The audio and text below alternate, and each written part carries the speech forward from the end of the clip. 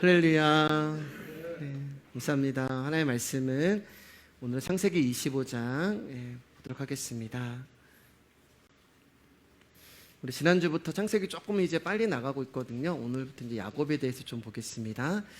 창세기 25장 20절에서 26절까지의 말씀입니다.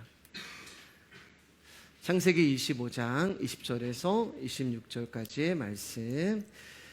우리 같이 한 절씩 제가 읽고 여러분 한 절 읽고 마지막 절 같이 합독하도록 하겠습니다. 이삭은 40세에 리브가를 맞이하여 아내를 삼았으니 리브가는 밧단 아람의 아람 족속 중 부드엘의 딸이요 아람 족속 중 라반의 누이였더라. 그의 아내가 임신하지 못함으로 그의 여호와께서 그의 얼굴을 들으시었으므로 그의 아내 리브가가 임신하였더니 그 아들들이 그의 태속에서 서로 싸우는지라 그가 이르되 이럴 경우에는 내가 어찌할까 하고 여호와께 묻자온대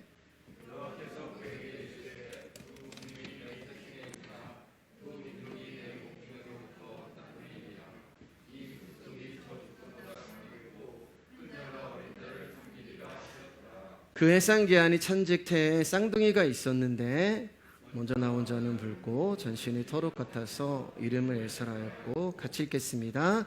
후에 나온 아우는 손으로 에서의 발꿈치를 잡았으므로 그 이름을 야곱이라 했으며 리브가가 그들을 낳을 때 이삭이 60세였더라. 아멘. 우리 온라인으로도 예배드리시는 성도님들 또 예배당에 오신 성도님들 인사하겠습니다. 귀하십니다. 귀하십니다. 네, 축복합니다. 네, 감사합니다. 지난주에 이제 창세기 22장에서 아브라함이 자기의 아들 이삭을 또 하나님께 바치는 장면에 대해서 우리가 말씀을 나눴잖아요. 하나님이 처음에는 아브라함을 땅으로 부르십니다. 그리고 두 번째 다시 부르실 때는 산으로 부르시죠. 그리고 그 산에서 아브라함이 자기의 아들 이삭을 아끼지 아니하고 하나님께 바치려고 하는 그 아브라함의 마음을 하나님이 보시고 이제야 네가 나를 경외하는 줄 알았다. 이제야 내가 나를. 그 전까지는 아니라는 말씀이라고 드렸어요. 이제야 내가 나를. 40년 동안 하나님이 아브라함과 동행을 했는데 하나님의 아브라함의 믿음을 인정하는 게 그 순간이었어요. 이제야 네가 나를 경외하는 줄 알았다. 사랑하는 줄 알았다가 아니에요, 여러분. 믿는 줄 알았다 이렇게 얘기도 안 해요. 예배하는 줄 알았다 그렇게도 얘기 안 하세요. 경외하는 줄 알았다.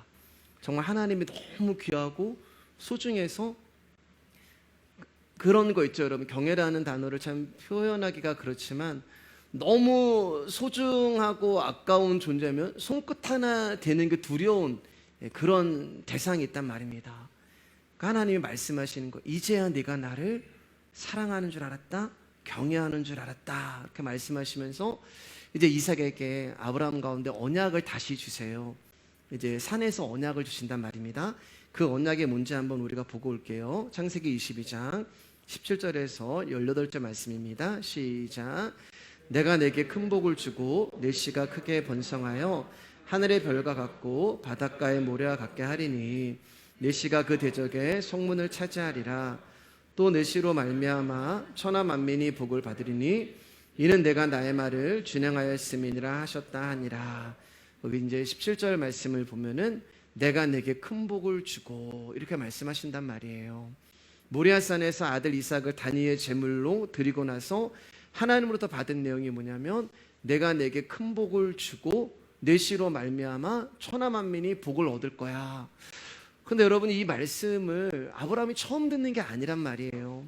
지금 마지막에서 자기의 아들을 죽이면서 하나님께서 내가 너한테 복을 줄 거야 라고 언약을 주시는데 이 언약이 아브라함이 처음 듣는 내용이 아니라 그를 창세기 15장에서 부르셨을 때 하나님이 하셨던 언약의 내용이 되는 것이고 그리고 하나님이 창세기 15장에서도 똑같은 말씀을 하시고 그의 인생 내내 하나님께서 계속 하신 말씀이 내가 너에게 복을 주고 네 자손이 많아질 거야.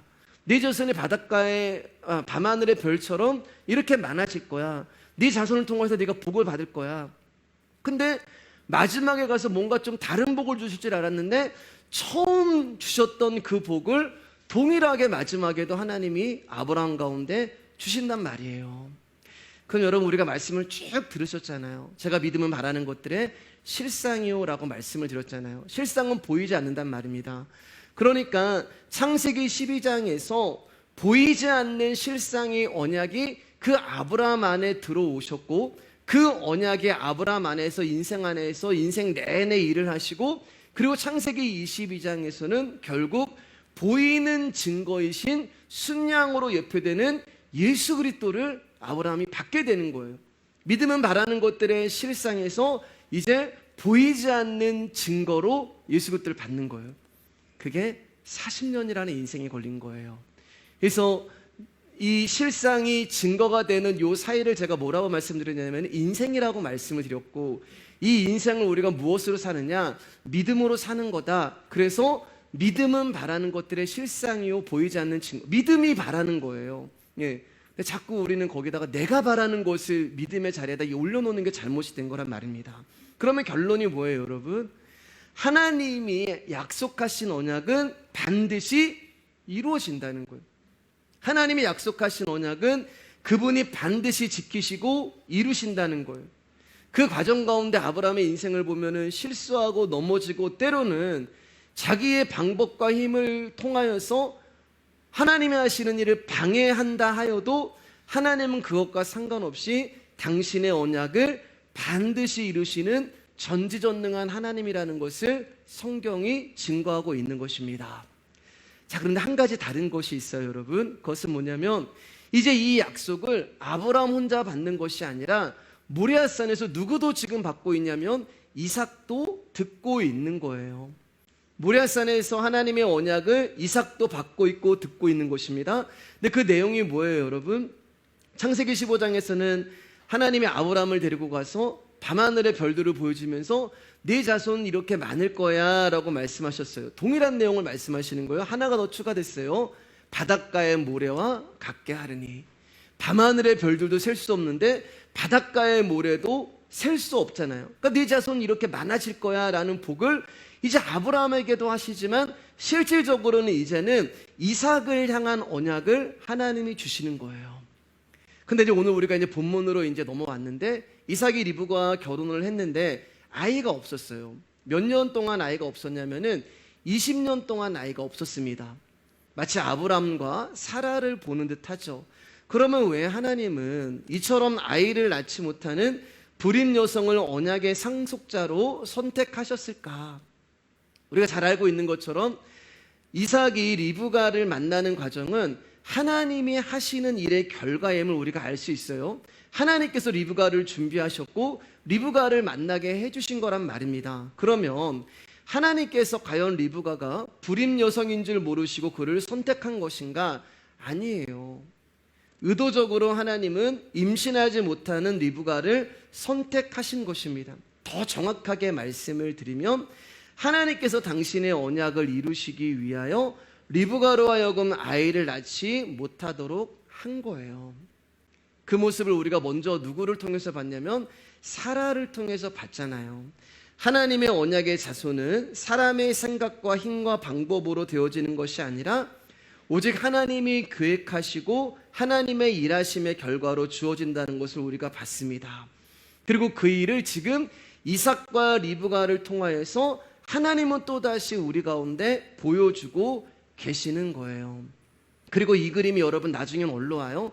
마리아에 오잖아요. 신약으로 넘어와서 마리아에게 왔는데 마리아는 아예 이제 결혼도 안 했어요. 예. 아브라함은 결혼도 했고 이삭은 결혼도 했잖아요. 아기가 없었지만. 근데 마리아는 결혼도 하지 않았는데 잉태를 해버립니다. 처녀가 잉태를 해요.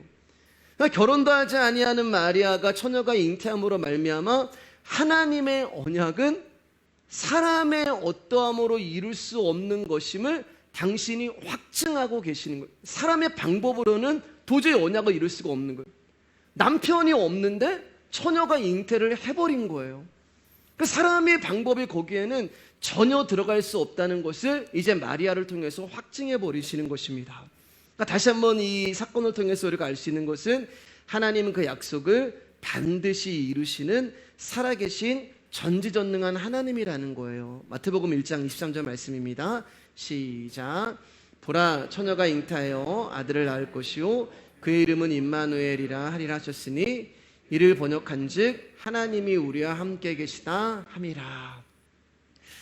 여러분, 바람은 우리 눈에 보이지 않잖아요. 그러나 바람이 부는 곳을 통하여 우리는 바람이 존재하고 있는 것을 볼 수 있습니다. 어느 날은 힘없는 나무 잎이 살랑살랑 거리기도 하고, 어떤 날은 우람한 나무가 휘청거리기도 해요. 그 모습을 통하여서 우리가 알 수 있는 것은 보이지 않지만 바람은 분명히 있구나라는 것을 알 수 있습니다. 냄새도 없고 잡을 수도 없고 보이지도 않지만 바람은 분명히 있는 거잖아요. 하나님은 보이지 않아요, 여러분. 하나님은 우리가 감각할 수도 없는 분입니다. 그런데 그분이 우리와 함께 하심으로 말미암아 그분의 존재를 알 수 있는 거예요.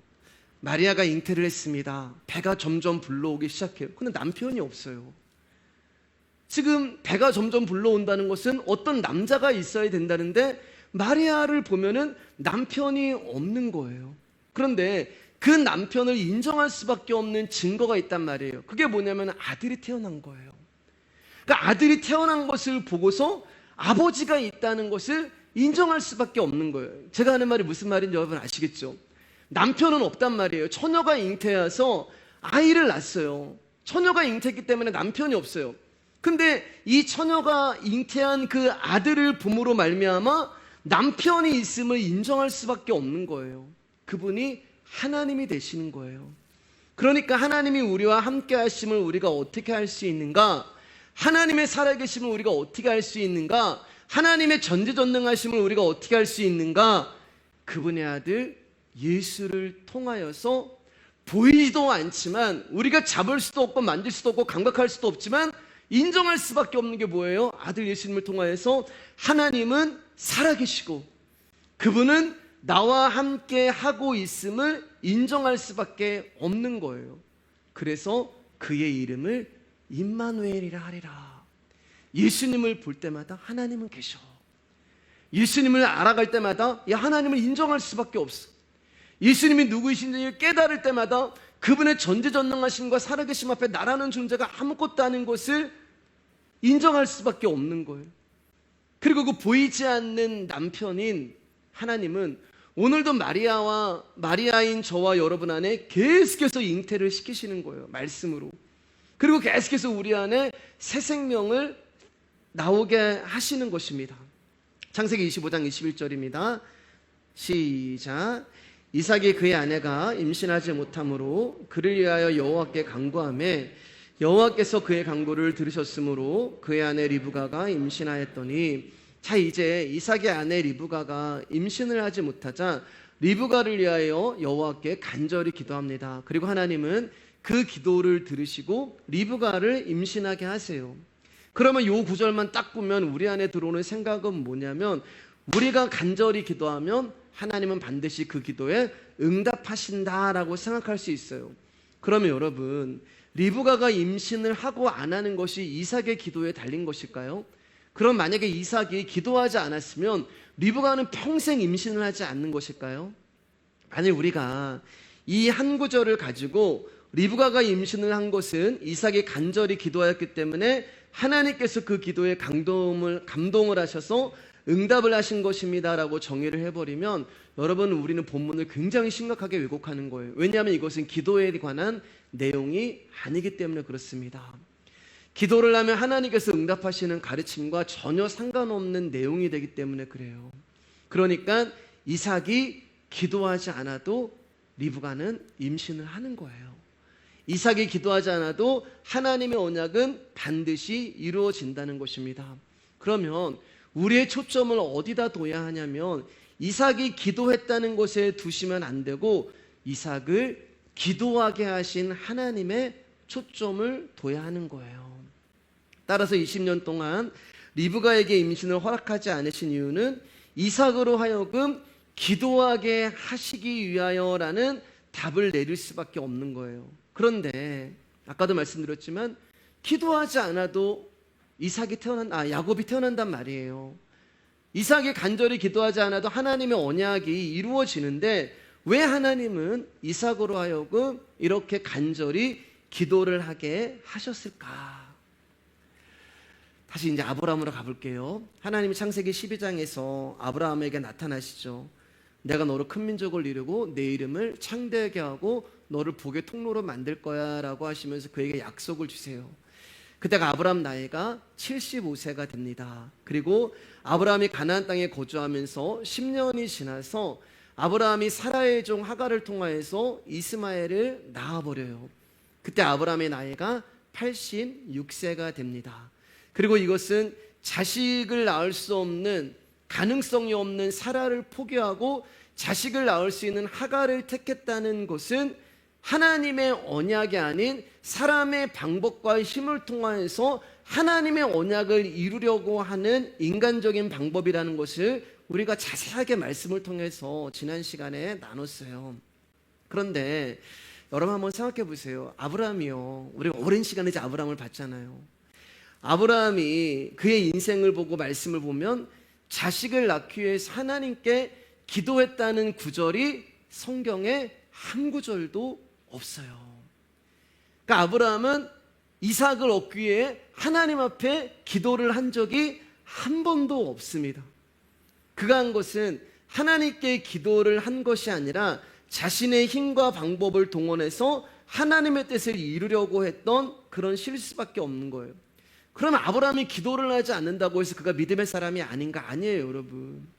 제가 자주 하는 말이지만 우리는 자꾸 사람의 어떤 모습을 통해 저분은 믿음이 있어, 저분은 기도 많이 하셔, 저분은 말씀 많이 읽어, 저분은 정말 믿음이 있어. 그거 아니라고 말씀을 드렸어요, 여러분.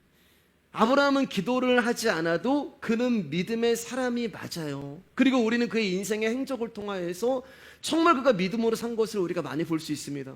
창세기 14장을 가면은 조카 롯에게 내가 자하면 내가 우하겠다라고 하면서 믿음의 모습을 보여주고, 또 창세기 15장으로 넘어오면은 그들라오멜의 연합군에 의해서 자기 조카 롯을 구하기 위하여서 318명을 데리고 가서 그를 구해가지고 오고, 또 소돔과 고모라 왕에게 내가 너로 하여금 부자가 됐다는 소리 듣기 싫다라고 해서 전리품을 하나도 취하지 않고 멜기세덱 가운데 하나님을 인정하며 그에게 11조를 드리고. 그러니까 아브라함의 인생을 보면은 믿음으로 산 행적이 많고 그는 믿음의 사람이 맞아요. 그리고 모리아에서는 이삭을 바치기까지 하잖아요. 그런데 왜 아들의 문제에서만큼은 왜 아브라함이 이런 실수를 했을까? 왜 아들의 문제에서만큼은 그가 믿음으로 하나님의 언약을 기다리지 못하고 하나님께 엘리에셀을 상속자로 삼겠다고 이야기를 하고 하갈을 이용해서 이스마엘을 낳는 방법을 취한 것일까? 사랑하는 여러분, 우리에게 하나님을 신뢰하는 모습이 때때로 나올 때가 있어요. 우리에게 저 사람은 믿음이 있다라는 모습을 인정하는 그런 모습이 나올 때가 있어요. 그러나 우리의 모든 삶이 완벽하지 않다는 말이에요. 저분은 정말 대단한 것 같아. 저 집사님 정말 귀하신 것 같아.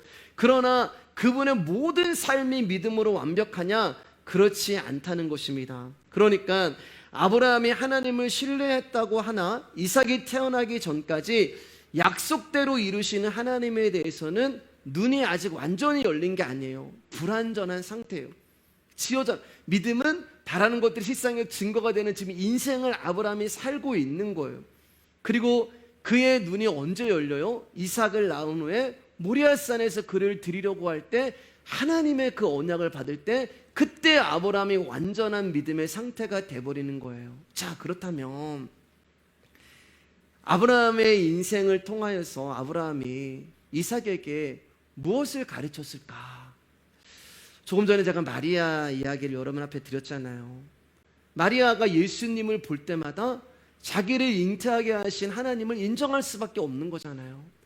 그 아들 예수를 볼 때마다 하나님이 자기와 함께하고 있는 임마누엘 하나님이라는 것에 대해서 부인할 수가 없는 거잖아요. 그러면 아브라함이 이삭을 볼 때마다 무슨 생각이 들었겠어요, 여러분?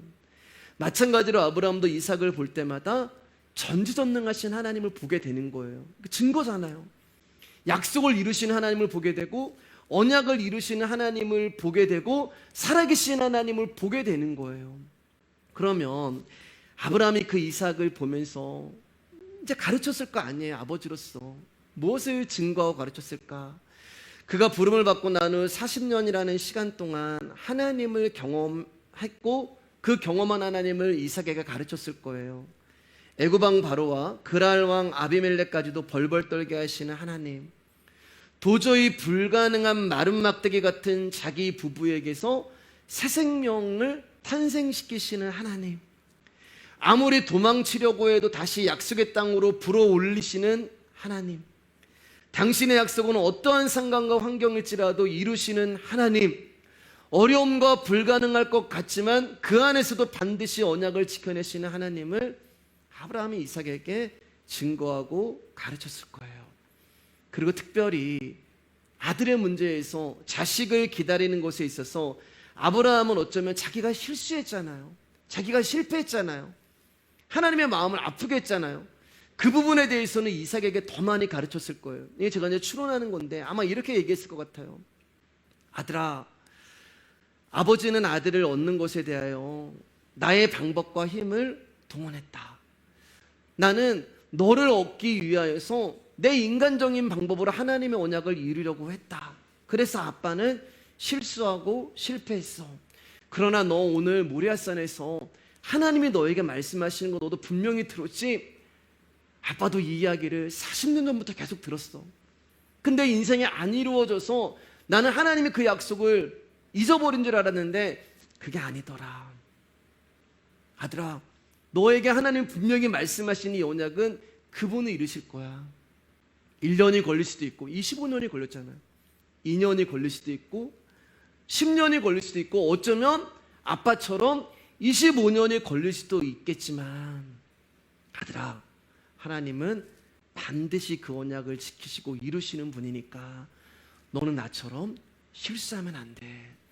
너는 나처럼 실패하면 안 돼. 기다려라. 하나님의 언약을 믿고 기다려라. 아마 아브라함이 유언처럼 이삭에게 이런 말을 하지 않았을까요? 그래서 이삭이 자기가 어떻게 태어난지를 들었을 것이고, 그리고 아버지의 인생을 들었을 때 아버지처럼 사람의 방법과 힘을 동원해서 그는 하나님의 약속을 이루려고 한 게 아니라 리브가가 아이를 낳지 못해도 20년 동안 기다리고 있었던 거예요. 무엇으로 여러분? 기도로요. 우리 다시 한번 21절입니다. 시작. 이삭이 그의 아내가 임신하지 못함으로 그를 위하여 여호와께 간구하매. 20년이 지나서 리브가가 아기가 없으니까 내가 한번 정말 금식하고 작정하고 기도해봐야지, 그런 한 번의 기도가 아니에요. 여러분, 20년 동안 기도한 거예요. 20년 동안 하나님 앞에 간절히 기도를 한 것입니다. 그 오랜 기다림으로 하나님 앞에 나간 거예요. 이삭은 아버지를 통해서 내가 어떻게 이 땅에 태어났고 아버지가 어떤 실수를 했고 아버지가 어떤 실패를 했는지를 알고 있었어요. 그래서 그는 그런 실수와 실패와 아버지와 같은 모습을 보이지 않기 위해서 20년 동안의 기도로 기다린 것입니다. 기도 안 하고 기다릴 수 있어요, 여러분. 기다리면 된다. 기다리면 언젠가 하나님이 이루신다. 그건 여러분 자기의 확신이고 자기의 신념인 거예요. 그건 믿음이 아니에요. 기도는 믿음과 항상 함께 하는 것입니다. 그냥 믿음이 없이 기다리는 것은 아무 의미가 없어요. 그래서 하나님이 이삭을 통하여서 기도하게 만드시는 거예요. 그럼 여러분, 이삭이 무슨 기도를 했을까요? 무슨 기도를 했을까요? 처음에는 아들 좀 주세요, 그렇게 기도했을 거예요. 우리가 전부 그렇게 기도하잖아요, 여러분. 처음에는 하나님, 나 이번 일 좀 잘 되게 해주세요. 이 사업 좀 성공하게 해주시고, 우리 아들 좀 좋은 대학 가게 해주시고, 좋은 직장 가게 해주시고, 내 남편 내 아내가 잘 좀 되게 해주세요. 우리는 전부 처음에는 다 그렇게 출발을 해요. 전부 다 자신의 소망과 소원을 가지고 간절히 기도해요. 그러나 시간이 갈수록 그 기도가 바뀌는 거예요. 왜 여러분? 우리 안에서 간절히 말할 수 없는 탄식으로 기도하시는 분은 내가 아니라 그분이시거든요. 그분이 내 안에 들어와서 그분이 나라는 밭을 야금야금 먹어가면서 당신으로 만들어 버리시기 때문에 결국 우리 안에서 나오는 기도는 하나님의 기도가 되는 거예요. 여러분이 하는 기도가 아니라 그분이 내 안에서 말할 수 없는 탄식으로 하나님 앞에 기도합니다. 그러면 여러분 이삭의 기도가 바뀌었을 거예요. 처음에는 아들 주세요라는 기도를 했겠지만 나중에 그의 기도가 어떻게 바뀌었을까요? 하나님, 아들을 주실 수 있는 분은 하나님밖에 없습니다.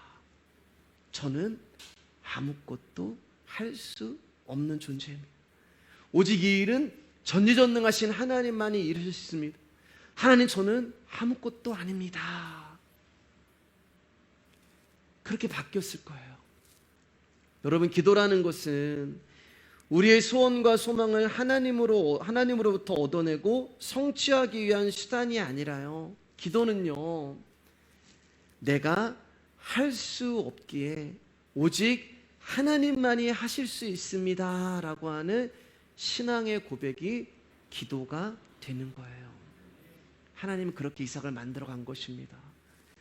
그러니까 이삭이 기도해서 아들이 생긴 것이 아니라 이삭으로 하여금 하나님께 간절히 기도를 드릴 수밖에 없도록 하나님이 그의 마음과 생각과 뜻과 상황과 환경과 사람들까지도 하나님께서 만들어 가시는 거예요. 그러면서 점점 이삭의 기도는 하나님의 언약과 가까워지고 이제는 하나가 되는 거예요. 그분이 우리 안에 들어와서 완전한 연합을 이루시고 그분이 우리 안에 들어와서 완전한 일치를 이루시는 것처럼, 그래서 저와 여러분의 기도는 땅의 기도로 출발을 했지만 나중에는 하늘의 기도가 되는 것입니다. 그래서 하나님이 응답을 하시는 거예요. 기도가 언제 응답이 되시는지 아시겠어요, 여러분? 하늘의 기도가 될 때 하나님이 응답해 주시는 거예요. 22절 23절입니다. 시작.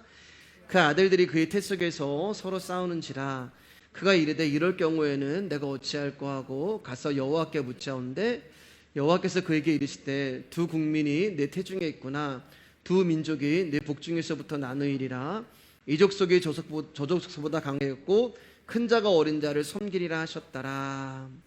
바울이 이제 로마서에서 이 부분에서 이제 좀 이따 더 자세하게 이야기를 하는데, 하나님이 이제 이삭의 기도를 들으시고 리브가에게 이제 응답을 하시는데 한 명만 주시는 것이 아니라 두 명을 주세요.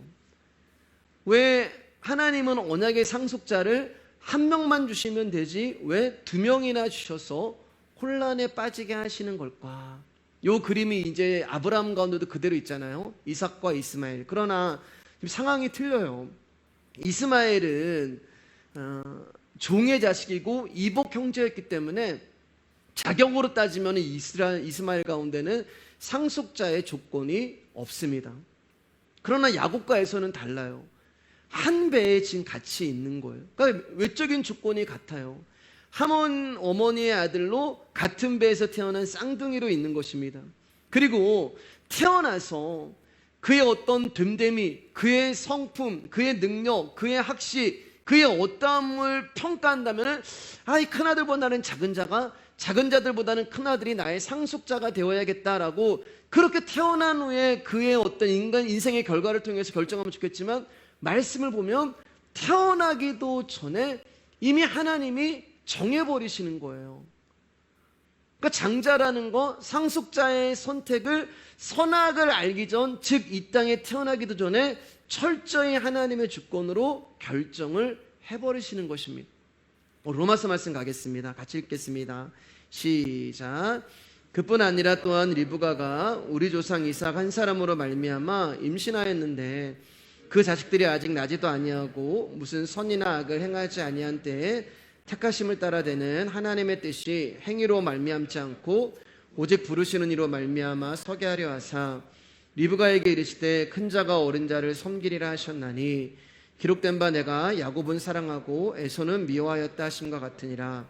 그런즉 우리가 무슨 말을 하리요? 하나님께 불의가 있느냐? 그럴 수 없느니라.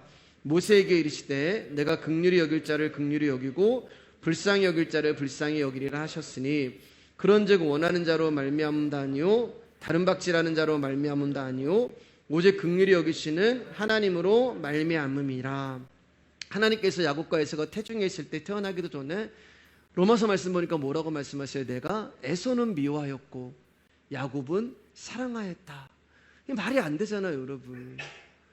태어나가지고 걔가 하는 어떤 행동과 그 모습을 보고 더 마음이 가는 자식이 있을 건데, 태어나기도 전에 하나님의 에서는 미워하였고 야곱은 사랑하였다. 그러니까 야곱과 에서의 행함과 어떠한 때문이 아니라 저와 여러분들이 구원을 얻은 그 유일한 것은 그분이 택해 주신 것 때문에 그래요. 예. 여러분이 뭘 해가지고 구원받은 게 아니에요. 커트라인이 딱 있어가지고 80점 넘으면 너는 인생 살면서 넘으면 너는 구원이야, 80점 아래면 너는 지옥이야, 그러지 않으세요. 우리가 무엇을 하지 않아도 천국이든 지옥이든 우리가 선택한 것이 아니라 그분의 뜻에 의해서 결정이 되는 거예요. 그것을 로마서 말씀에서는 하나님이 불쌍히 여기심, 하나님의 긍휼히 여기심이라고 말하는 것입니다. 그러니까 하나님의 사랑과 은혜는 저와 여러분들이 다른 박질한다고 주어지는 것도 아니고 원한다고 주어지는 것도 아니며 오직 하나님이 긍휼히 여기시고 불쌍히 여기시는 사람에게만 주어지는 거예요.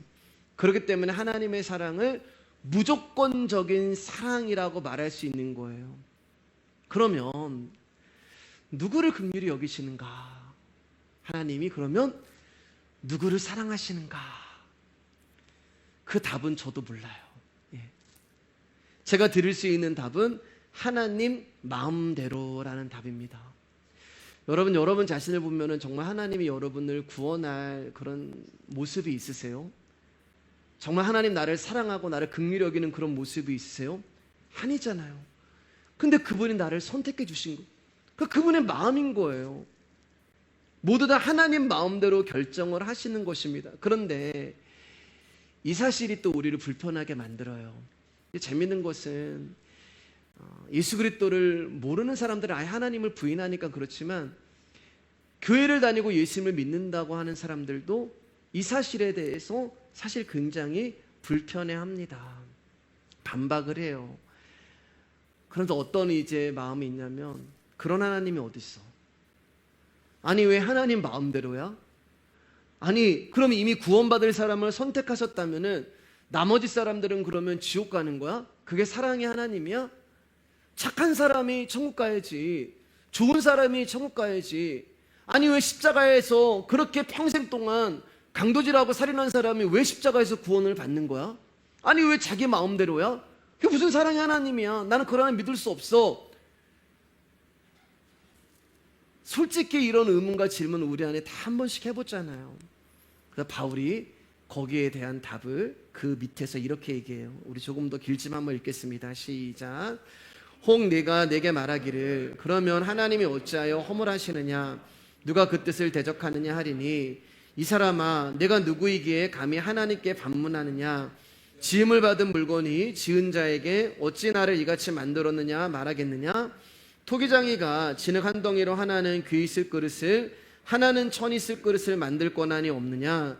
만일 하나님이 그의 진노를 보이시고 그의 능력을 알게 하고자 하사 멸하기로 준비된 진노의 그릇을 오래 참으심으로 관용하시고, 또한 영광받기로 예배하신 바 긍휼의 그릇에 대하여 그 영광의 풍성함을 알고자 하셨을지라도 무슨 말을 하리요. 이 그릇은 우리니 곧 유대인 중에서뿐 아니라 이방인 중에서도 부르신 자니라. 이 그릇은 우리니. 토기장이가 진흙을 가지고 귀 있을 것을 만들고 천 있을 것을 만드는 것, 그거 토기장이의 마음이라는 거예요. 하나님이 저와 여러분을 선택하시고 창조하시고 부르시는 것, 그거 하나님의 마음이라는 거예요. 그럼 저와 여러분들은 어떤 자세해야 되냐?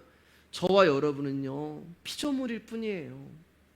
피조물 주제에 감히 하나님을 향하여서 어떻게 하나님이 이럴 수가 있습니까?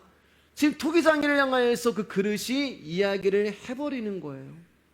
우리는 그 하나님의 선택과 결정에 순복하여 살아야 할 피조물이지, 감히 창조주 하나님을 향하여서 당신이 틀렸습니다라고 말할 수 있는 자격이 없는 흙이에요. 흙. 그 토기장인 거예요. 저와 여러분들은 흙일 뿐이에요. 그러니까 어떻게 사랑의 하나님이 저럴 수 있느냐라는 주장은 자기가 흙이라는 걸 모르는 사람인 거예요. 자기가 어떤 존재인지를 모르는 거예요. 그러면 그 사람 마음에는 어떤 마음이 있느냐? 그러한 자들은 하나님을 그저 자기의 소원이나 야망이나 들어주고 채워주는 자기의 종처럼 부리고 싶은 인본주의자들의 마음이 되는 거예요. 사랑하는 여러분, 기독교는요, 그런 사람들에게는 기독교는 종교일 뿐인 거예요. 종교. 성도는 하나님 앞에서 그분의 주권과 선택과 예정을 인정하고 받아들여야 하는 것입니다. 우리 베드로후서 1장 10절 11절 말씀입니다. 크게 시작. 그러므로 형제들아 더욱 힘써 너희 부르심과 택하심을 굳게 하라. 너희가 이것을 행한즉 언제든지 실족하지 아니하리라. 이같이 하면 우리 주 곧 구주 예수 그리스도의 영원한 나라에 들어감을 넉넉히 너희에게 주시리라. 누가 하나님 나라에 들어갈 수 있나? 우리의 노력과 수고가 아닌 하나님의 부르심과 하나님의 택하심에 의해 저와 여러분이 구원을 받았다는 사실을 믿는 자들만 예수 그리스도의 영원한 나라에 들어갈 수가 있는 거예요. 사랑하는 여러분, 하나님이 누구는 사랑하시고 누구는 미워하시는가, 여기에 초점을 맞추시면 안 돼요. 그러면은 어디다 초점을 맞춰야 되느냐? 지금 내가 야곱으로서 말씀을 듣고 있는가? 지금 내가 여기서 에서로서 말씀을 듣고 있는가? 이게 중요한 거예요. 여러분, 우리가 에서가 될 수도 있었잖아요. 그런데 야곱으로서 여러분이 지금 여기서 말씀을 듣고 있다면 하나님의 말씀이 들리는 거예요. 하나님이 하시는 일들이 믿어지는 거예요. 그러나 에서로서 하나님의 말씀을 듣고 있다면 어떻게 사랑의 하나님이 그럴 수 있는가? 이렇게 가는 거예요. 그러면 여러분, 내가 야곱으로서 그분의 말씀이 들리고 그분이 믿어진다면 감사가 나오는 거죠. 그렇지 않아요, 여러분? 내가 에서가 될 수도 있었는데 내가 지금 하나님의 말씀이 들린단 말이에요. 예수 그리스도의 십자가 믿어진단 말이에요. 나를 보면 전혀 사랑할 거리가 없어요. 자격이 없는 자예요. 오히려 사기치고 오히려 강도질하고 살인하고 음란하고. 그런데 이 말씀이 들리다? 그럼 하나님 나를 선택해 주셨단 말입니다. 그럼 우리가 할 수 있는 것은 감사와 찬양과 영광밖에 없는 거예요. 어떻게 사랑의 하나님, 그런 소리가 우리 가운데 나올 수가 없는 거예요. 다시 본문으로 오겠습니다. 2절 말씀입니다. 이제 조금씩 말씀 정리하면서 갈게요. 2절입니다. 시작. 여호와께서 그에게 이르시되 두 국민이 내 태중에 있구나. 두 민족이 내 복중에서부터 나누이리라. 이 족속이 저 족속보다 강하겠고 큰 자가 어린 자를 섬기리라 하셨더라. 자, 여기 보면 이제 큰 자가 어린 자를 섬긴다라고 말씀을 이제 하시잖아요. 그러니까 이 말은 에서가 야곱을 섬긴다라고 하는 의미가 되는 것입니다. 그런데 여러분, 성경 보시면서 에서가 야곱을 섬긴 적 보셨어요? 에서가 야곱에게 무릎을 꿇고 당신이 나의 주인임, 섬긴다는 건 그거잖아요. 종이 되는 거잖아요. 예.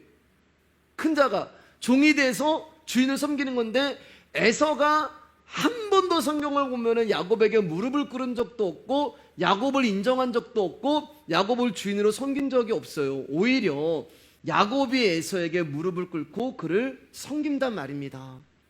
그러면 큰 자가 어린 자를, 작은 자를 섬긴다는 말은 무슨 말인가? 문자적으로 보면 에서가 야곱을 섬긴다는 것이 되고, 큰 자가 어린 자를 섬긴다는 것은 이 어린 자, 작은 자가 하나님의 언약을 받고 이어간다는 뜻이 되는 거예요. 근데 이게 어린 자보다는 작은 자가 더 이제 사실은 의미가 있습니다. 그러면 누가 큰 자인가? 예, 여러분 잘 보세요. 누가 큰 자인가? 섬기는 자가 큰 자라는 거예요. 섬기는 자가. 에서가 큰 자고 야곱이 작은 자가 아니라, 여러분, 섬기는 자가 되면은 그 사람이 큰 자라는 거예요. 세상의 법칙은 작은 자가 큰 자를 섬기는 것입니다. 그러나 하늘의 법칙은 그렇지 않아요. 하늘의 법칙은 큰 자가 작은 자를 섬기는 거예요. 그래서 이 우주 만물에서 가장 크신 하나님이 이 땅에 오셔서 가장 작고 작은 저와 여러분들을 섬겨주시기 위해서 십자가에 오르신 것입니다. 알파요 오메가요, 처음과 끝이신 그분이 당신의 절대성을 포기하시고 자기를 비워 종의 형체를 가지시고 사람같이 되셨고 사람의 모양으로 나타나사 자기를 낮추시고 죽기까지 십자가에 복종하시고 죽으심으로 저와 여러분 작은 자를 섬겨주신 거예요. 그럼 누가 큰 자예요, 여러분? 예수 그리스도란 말이에요. 이보다 더 큰 섬김이 어디 있어요? 그래서 예수님이 큰 자가 되는 것입니다. 그래서 야곱의 인생을 보면 환도뼈가 부러지는 사건이 일어나는 거예요. 환도뼈가 부러지면서 야곱이 죽잖아요. 그러니까 우리가 큰 자가 되기 위해서는 나라는 존재가 죽고 내 안에 크신 그분이 오셔서 생명이 되어주시는 거예요. 그래야지만 그 큰 자이신 그분이 나를 섬기러 오신 거예요. 내가 살아있으면 안 돼요, 여러분. 그래서 그분도 십자가에 죽으신 거예요. 그래서 내 안에 들어오셔서 그분이 생명이 되어주심으로 말미암아 저와 여러분들을, 지금 큰 자가 저와 여러분들을 섬겨주시고 있는 것입니다. 25절 26절입니다. 시작.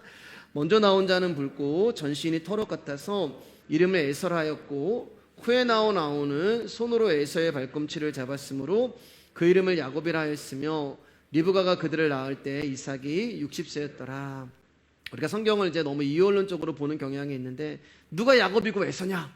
누가 하나님이 사랑하고 누구는 미워하냐? 그럼 누가 섬기는 자고 누가 섬김을 받는 자냐? 이렇게 우리가 딱딱 나눈단 말이에요. 예. 여러분, 섬기는 자가 큰 자라고 하니까 또 어떤 이제 말씀 딱 그렇게 들으면 무조건 섬기는 편에 쓰려고 해요. 그럼 섬김을 받는 자는 작은 자가 되는 건가요? 아니란 말이에요. 우리의 문제는 자꾸 말씀을 적용하려는 것 가운데 있어요. 그냥 알아가시면 돼요, 여러분. 알아가시면, 계속 그분을 알아가시면 내 삶에서 그분이 나오게 되는 거예요. 섬기는 자가 큰 자라고 하니까 교회는 가난한 사람을 섬겨야 되고 어른 사람을 섬겨야 되고 구제해야 됩니다. 그리고 교회가 자꾸 그러기 위해서 뭔가를 막 내놔야 돼. 그럼 우리의 시선과 우리의 관심은 또 거기에 집중. 예수님을 알아가는 게 아니고 내가 무엇을 섬겼냐, 내가 무엇을 했냐, 교회는 어떤 일을 하고 있냐, 거기에 집중을 하고 그것을 통하여서 판단하고 비판을 하게 되는 것입니다. 하나님의 관심은요, 다른 사람에게 있지 않아요. 내가 먼저 살아야 되는 거예요. 하나님의 관심은 나에게 있는 거예요. 그래서 성경은 하나님과 나의 이야기라고 말씀을 드리는 것입니다. 그렇기 때문에 누가 에서고 누가 야곱이고 여러분 상관할 필요가 없는 거예요. 왜요? 에서도 나고 야곱도 나기 때문에 그래요. 그러니까 이 일은 지금 하나님이 내 안에서 나에게 하시는 일이지 다른 사람에게 하시는 일이 아닙니다. 그래서 우리가 지난주에 말씀 봤잖아요. 베드로가 요한을 보면서 그 사람은 어떻게 되겠습니까? 네가 무슨 상관이니? 다른 사람 상관할 필요가 없어요, 여러분. 지금 이 이야기는요, 하나님이 내 안에 사시는 일이에요. 잘 보세요. 리브가가 아들을 출산할 때 에서가 먼저 나오는데, 에서의 모습을 성경에 뭐라고 기록하고 있냐면은 붉고 전신이 털옷을 입은 것 같다라고 말하는 거예요. 털이 많은 거예요. 아기인데도 털이 많은 것처럼 온몸에 털이 많은 아이로 나온 것입니다. 근데 뭐라고 얘기해요? 옷이라고 이야기해요. 털, 옷. 아기는 이 세상에 태어날 때는 알몸으로 나와요. 그래서 부모가 아이 가운데 옷을 입혀줘야 되는 존재가 아기예요. 근데 에서는 자기가 옷을 입고 나온 거예요. 자기가요, 자기의 옷을 스스로 입고 나온 거예요. 이게 뭘 의미하냐면은 유괴 사람이란 것을 말씀하고 있는 것입니다. 근데 야곱은 발가벗겨져서 나와요. 그러면 야곱에게는 뭐가 필요해요? 옷이 필요해요. 옷이. 속옷도 안 입었잖아요. 그럼 어떤 옷이 필요할까요? 예수 그리스도의 겉옷과 속옷이 필요한 거예요. 제가 옷에 대한 이야기 여러 번 설교 들었기 때문에 무슨 말씀인지 아시잖아요. 성경에서 계속 벗잖아요. 노아도 벗고 요셉도 벗고 다윗도 벗고 야곱도 벗고 아담도 벗고, 벗은 존재에게 예수 그리스도의 옷이 입혀지는 거예요. 영의 사람이라는 거예요. 그분은 옷이 필요하기 때문에. 근데 에서는 자기의 옷을 입고 나오는 거예요. 근데 두 사람이 다 어디서 나왔어요? 한 배에서 나왔단 말입니다. 한 배에서. 우리는 먼저 육으로 태어난 에서로 출발을 해요. 땅으로 출발한단 말입니다. 그런데 물과 성령으로 거듭날 때 그 육 안으로 새로운 존재인 야곱이 부활을 하는 거예요. 즉 육이라는 존재의 영이라는 새로운 생명이 태어나게 되는 것입니다. 그럼 먼저 태어난 육은 무엇인가? 그릇이 되는 거예요. 그릇.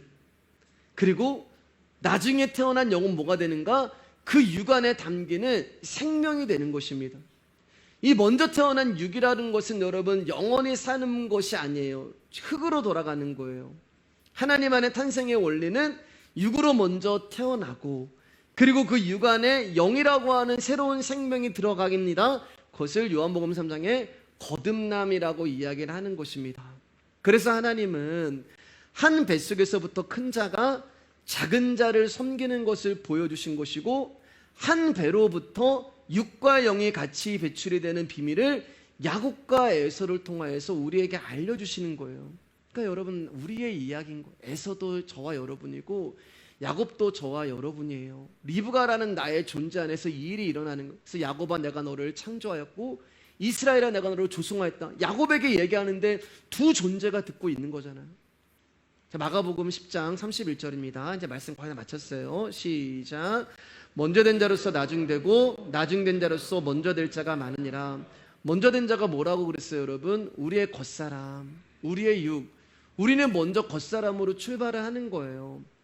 그런데 우리 안에 나중된 자, 그 예수 그리스도의 생명이 우리의 겉사람 안으로 들어와서, 그리고 이제 이 생명이 결국에는 우리의 겉사람을 뚫고 밖으로 나오는 것입니다. 그래서 저와 여러분은 땅으로 출발하지만 신의 생명을 가진 자로 넘어가는 거예요. 육에서 영으로, 겉사람으로 시작해서 속사람으로, 또 얘기할게요, 여러분. 아브라함에서 아브라함으로, 사라에서 사라로, 야곱에서 이스라엘로 넘어가는 거예요. 조금만 더 하고 이제 말씀 마칠게요. 이제요. 야곱이 이제 나오는데, 에서는 이제 털옷을 입고 나오는데, 야곱이 여러분 나올 때 성경이 뭐라고 기록하냐면은 야곱이 에서의 발꿈치를 잡았다라고 말해요. 여러분, 서가지고 발꿈치를 잡을 수가 없어요. 발꿈치를 잡기 위해서는, 여러분, 앞에 나가는 사람의 발꿈치를 잡기 위해서는 배를 땅에다 대고 발꿈치를 잡아야 하는 것입니다. 여러분, 근데 요걸 딱 이렇게 말씀드리면은 뭔가가 이렇게 상상게 연관되는 그 장면 없으세요? 예, 배로 땅에 대고 발꿈치를 잡는 존재. 뭐예요, 여러분? 창세기 보면은 뱀이잖아요. 발꿈치를 문다라고 말씀하잖아요. 겉옷을 입고 있는, 그러니까 무슨 말이냐? 야곱이 여러분 뱀과 같은 존재라는 거예요. 그러니까 털옷을 입고 나온, 자기가 스스로 그 육신의 옷을 입고 나온 에서나, 형의 발꿈치를 잡고 뱀의 모습으로 나오는 야곱이나, 그놈이 그놈이라는 거예요. 저와 여러분이 그런 존재예요. 그래서 로마서 9장 11절에 그 자식들이 아직 나지도 아니하고 무슨 선이나 악을 행하지 아니한 때에 택하심을 따라 되는 하나님의 뜻이 행위로 말미암지 않고 오직 부르시는 이로 말미암아 서게 하려 하사. 저와 여러분들은 다 그런 존재예요. 야곱이 뭔가 대단한 존재가 아니에요. 야곱의 인생을 보면 그는 평생 뱀과 같은 짓을 하며 살잖아요. 그는 형도 속이고 아버지도 속이고 삼촌도 속이고 자녀도 버리고 아내도 버리고, 나중에는 수단과 방법을 가리지 않고 자기만 살려고 하고, 나중에 어떻게 자기를 찾아오신 하나님까지도 이겨먹으려고 하고, 그 뱀이잖아요, 여러분. 그런 뱀과 같은 존재, 남의 발꿈치를 평생 잡고 남의 발꿈치를 평생 무는 그런 뱀과 같은 존재를 하나님이 선택하셨단 말이에요. 마귀의 자녀인 저와 여러분들을 그분이 선택을 하셨단 말입니다. 그분이 찾아오셔서 저와 여러분들이 이스라엘로 만들어가는 과정 가운데 환도뼈가 부러지고 박살이 나는 거예요. 환도뼈가 부러지는 것은 죽음이라고 말씀을 드렸잖아요. 그런데 그 환도뼈가 부러짐으로 말미암아 바뀌는 게 있어요. 그게 뭐냐? 남의 발꿈치를 잡으려고 했던 야곱이었어요. 평생을 남의 발꿈치를 잡으려고 했던 그 야곱의 그 손에 힘이 다 빠져버리고 새로운 힘이 생기는데, 그의 인생에는 남의 발꿈치만 잡으려고 했던 그 힘이 무엇으로 바뀌냐? 창세기 32장 26절 28절입니다. 크게 시작. 그가 이르되 날이 새려하니 나로 가게 하라. 야곱이 이르되 당신이 내게 축복하지 아니하면 가게 하지 아니하겠나이다. 그 사람이 그에게 이르되 네 이름이 무엇이냐? 그가 이르되 야곱이니이다. 그가 이르되 내 이름을 다시는 야곱이라 부를 것이 아니요 이스라엘이라 부를 것이니 이는 내가 하나님과 및 사람들과 겨루어 이겼음이니라. 평생을 다른 사람의 발꿈치만을 잡으려고 했던 그 손의 힘이 환도뼈가 부서짐으로 박살이 나버리고, 그리고 그에게 새로운 힘이 생기는데, 그게 뭐예요? 자기 앞에 계시는 하나님을 붙잡는 힘이 생기는 거예요. 나로 가게 하라. 못 가십니다. 나로 가게 하라. 안 됩니다. 평생 남의 발꿈치만 잡으려고 했던 그 힘이 이제는 자기가 죽고 자기 안에 생명이 나오니까 이제는 내가 잡아야 되는 존재가 발꿈치가 아니라 이분이시구나라는 것을 알게 되는 거예요. 그래서 이스라엘, 하나님이 내 안에서 나를 통치하십니다, 다스리십니다 라는 뜻이 되는 것입니다. 사랑하는 여러분, 근데 우리의 모습을 보면 아직도 멀었죠. 하나님 내 안에서 나를 다스리시는데 예수님의 모습이 어떨 때는 나오는 것 같기도 한데 어떨 때는 또 여전히 인간적인 모습이 나오잖아요. 아까도 말씀드렸지만 당장 저와 여러분들이 장성한 그리스도의 분량에 이르는 것이 아니에요. 당장 어떤 신의 성품이 되는 거, 당장 영의 사람이 되는 거 아니에요. 그러나 여러분, 당장 되는 거 아닌 것 같지만 여러분 지금 많이 되셨어요. 저도예요. 저도 여러분과 함께 목회를 하고 신앙생활하고 말씀을 준비하면서 저도 지금 많이 신의 성품이 되고 영의 사람이 되고 막 모든 거 예수님처럼 되는 거 아니에요. 그런데 많이 바뀌었어요. 많이 변했어요. 그리고 지금도 변해가고 있어요. 지금도 만들어지고 있고 지금도 완성되어져 가고 있어요. 그분이 우리 안에서 그 일을 하시는 거예요. 평생 저와 여러분들의 남의 발꿈치만 잡고 남의 발꿈치만 보는 그런 뱀과 같은 존재였는데 그분이 이제는 말씀만을 갈망하고 말씀만을 갈급하고 말씀이 없으면 살 수 없는 존재로 나를 바꾸어 만들어 가시는 거예요. 천천히 하시는 거예요. 그러니까 여러분 급하게 생각하지 마시고 당장 무엇을 이루겠다 하지 마시고 때로는 그분의 모습이 나타나지 않아도 실망하지 마시고 천천히 그분이 만들어 가시는 대로 여러분 우리의 욕심대로 만약에 되어지면 그게 어떻게 육신의 열매지 영의 열매가 맺어지겠어요. 그렇기 때문에 오늘도 우리 안에서 당신의 계획과 섭리를 인도하시고 발꿈치를 잡는 그 힘을 말씀을 잡는 힘으로 바꾸시는 하나님만을 찬송하는 저 여러분 되기를 주님의 이름으로 축복합니다.